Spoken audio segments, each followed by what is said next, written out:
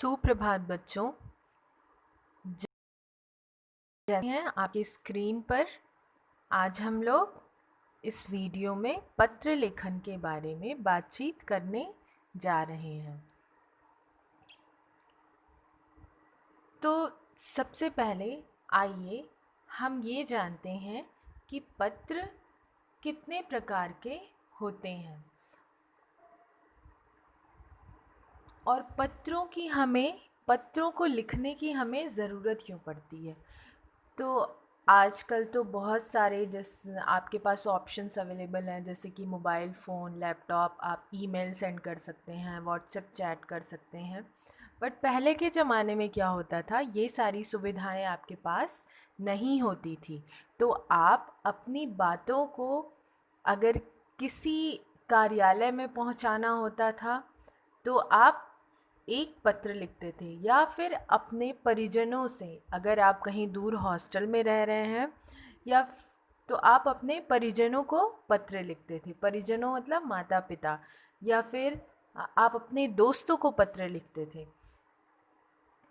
तो आज के समय में भी ये पत्र लिखे जाते हैं। जैसे कि आपको अपने प्रधानाचार्य जी को पत्र लिखना होता है अगर आपको छुट्टी चाहिए होती है तो, या फिर अगर आपको अपने स्कूल से टीसी लेनी होती है तो इस प्रकार से पत्र आज के भी जीवन में हमारे लिए आवश्यक हैं। तो पत्रों के दो प्रकार होते हैं। पहला होता है औपचारिक पत्र और दूसरा अनौपचारिक पत्र। अनौपचारिक पत्र को ही हम घरेलू पत्र भी कहते हैं। अब औपचारिक पत्र क्या होता है? औपचारिक पत्र उन लोगों को लिखे जाते हैं जिनसे हमारा कोई करीब का रिश्ता नाता नहीं होता, फिर भी किसी कार्य को कराने, सुविधा उपलब्ध कराने का निवेदन हमें करना ही पड़ता है। इन सब कार्यों के लिए उन लोगों को जो पत्र लिखे जाते हैं उन्हें औपचारिक पत्र कहते हैं। जैसे कि प्रधानाचार्य जी को पत्र, संपादक को पत्र, या फिर प्रकाशक को पत्र। दूसरा पत्र है अनौपचारिक। तो अनौपचारिक पत्र प्रायः सगे संबंधियों, मित्रों व प्रियजनों को लिखे जाते हैं। इन पत्रों में उनका हाल चाल पूछा जाता है और अपने बारे में बताया जाता है। पत्र लिखते समय हमें कुछ बातों का ध्यान देना होता है।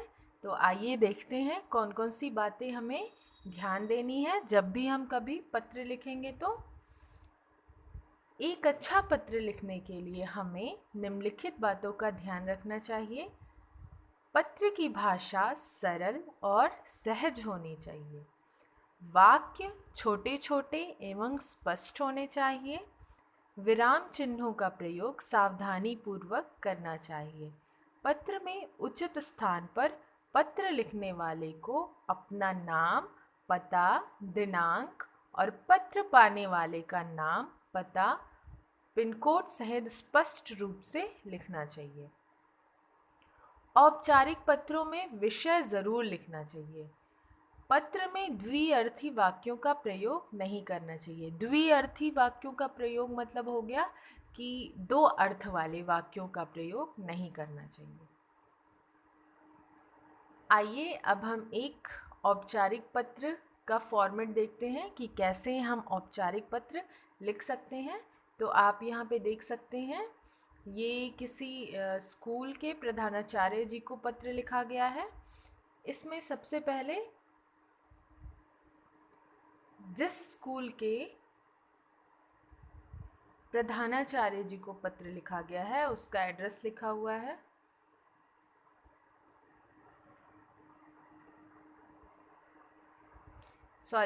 सबसे पहले अपना पता लिखा हुआ है, 106 एग्जोन सोसाइटी, पीतमपुरा, दिल्ली, और उसका पिन कोड 110034।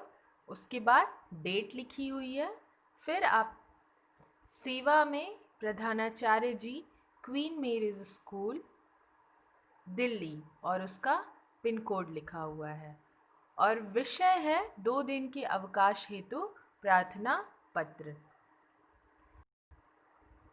महोदया, सविनय निवेदन यह है कि मैं आपके विद्यालय में कक्षा 5 में पढ़ती हूँ। मुझे पिछले 2 दिनों से बुखार है। डॉक्टर ने 2 दिन आराम करने की सलाह दी है। इसी कारण मैं दिनांक 10 से 11 सितंबर 2018 को विद्यालय नहीं आ सकूंगी।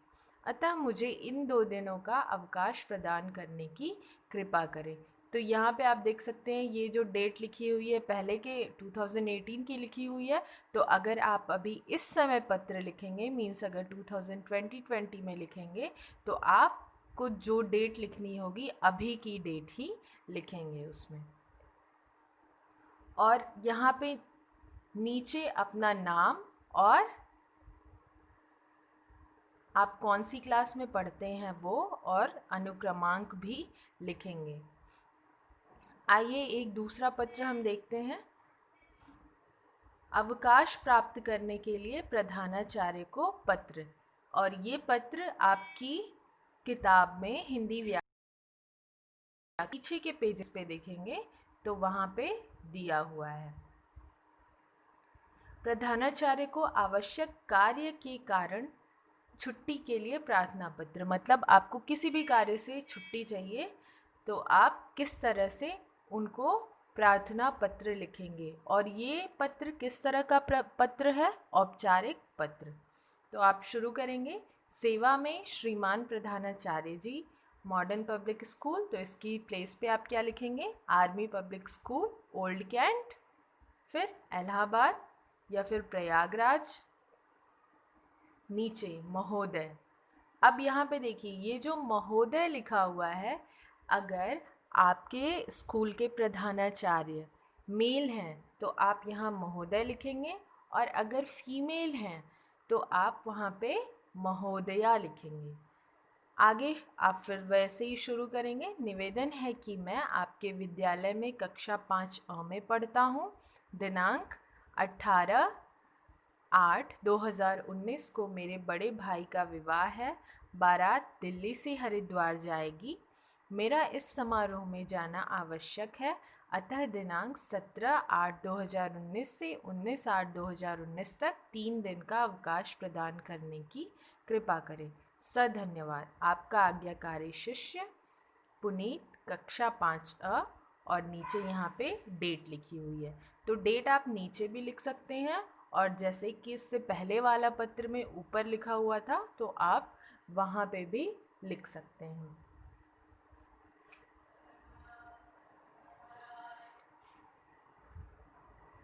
तो इस प्रकार से आप कभी भी अपने प्रधानाचार्य जी को, अगर आपको किसी भी कारण से छुट्टी चाहिए तो इस प्रकार से पत्र दे सकते हैं। अब यहाँ पे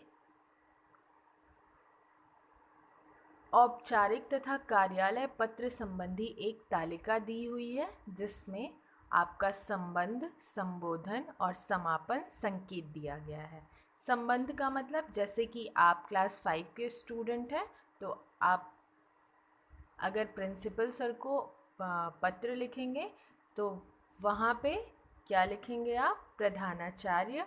और संबोधन उनको कैसे करेंगे? जैसे कि हमने शुरू किया था ना महोदय से, तो वहाँ पे आप लिखेंगे आदरणीय महोदय या फिर मान्यवर।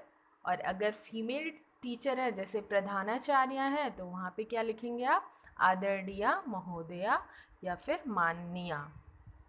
और अंतिम में समापन करते समय, जैसे कि यहाँ पे आपने लिखा है आपका आज्ञाकारी शिष्य, तो उसकी प्लेस पे आप ये सारे भी शब्द लिख सकते। आपका आज्ञाकारी शिष्य, आपकी आज्ञाकारिणी शिष्या, ठीक है। और यहाँ पे आपको अपना क्लास, सेक्शन और रोल नंबर भी मेंशन करना होता है। अब मान लीजिए प्रधानाचार्य के अलावा आप पुस्तक विक्रेता को पत्र लिख रहे हैं, तो वो भी एक औपचारिक पत्र ही होगा। तो वहाँ पे आप उसको संबोधन के लिए कौन से शब्द यूज़ करेंगे? महोदय या माननीय। और अंतिम में जहाँ पे आप आपका आज्ञाकारी शिष्य लिखते थे, वहाँ पे आप क्या लिख देंगे? आपका या फिर आपकी, और नाम और पता लिखेंगे। और तीसरा है संपादक को पत्र। तो संपादक को पत्र लिखते समय भी आप क्या संबोधन करेंगे? महोदय, माननीय या मान्यवर। और अंतिम में समापन करते समय आप क्या लिखेंगे? भवदीय, भवदिया, निवेदक का नाम और पता। मीन्स अपना आप नाम और पता लिख देंगे। भवदीय जैसे कि बॉयज़ हैं, लड़के लोग, वो क्या लिखेंगे? भवदीय। और जितनी भी लड़कियां हैं वो क्या लिखेंगी? भवदिया। तो इस प्रकार से उम्मीद है कि आपको औपचारिक पत्र लिखने का तरीका समझ में आ गया और आगे से आपको प्रधानाचार्य जी को पत्र लिखने में कोई भी परेशानी नहीं होगी। आज के लिए बस इतना ही। आप अपनी बुक में भी इस पत्र को देखेंगे और अच्छे से उसको समझने की कोशिश करेंगे, और जो भी चीज़ें आपको नहीं समझ में आई हैं वो आप व्हाट्सएप पे अपने डाउट्स पूछेंगे। Thank you class.